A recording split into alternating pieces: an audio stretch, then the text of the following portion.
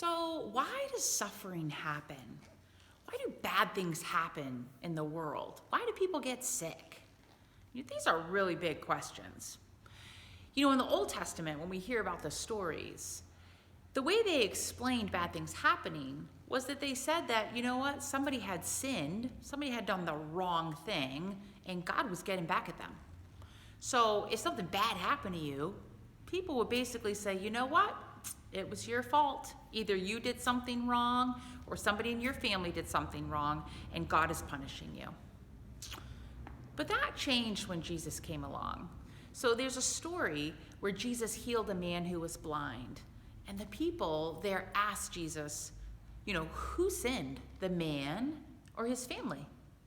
And Jesus told them, nobody sinned. Nobody sinned. God didn't do that. That was not a punishment.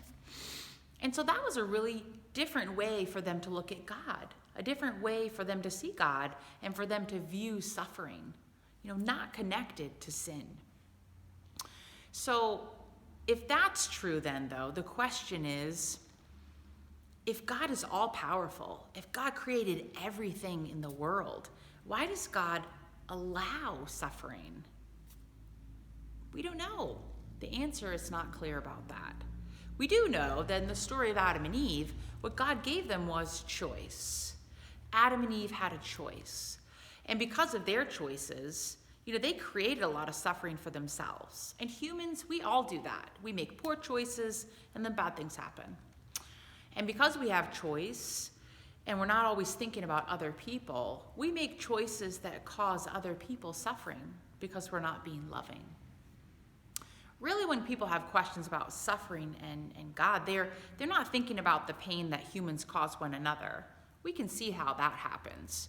They're thinking more about things like tornadoes and hurricanes and floods and car accidents and bicycle accidents. Why that pain? And we don't really know.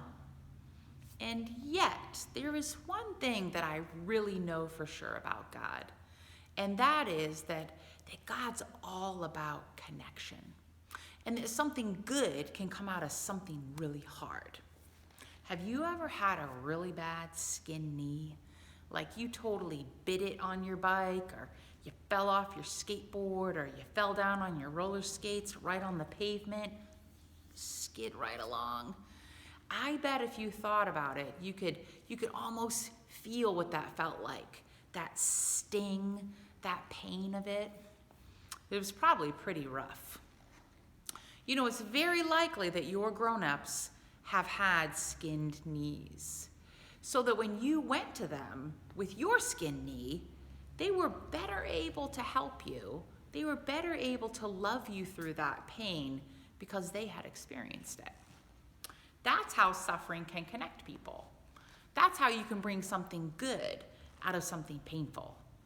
When you have common suffering that you've experienced and someone else has experienced, you're better able to help each other through it.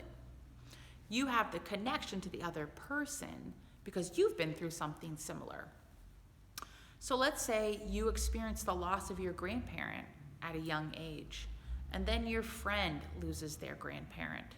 Well, you're going to be better able to help them because you remember what helped you when you were going through that suffering.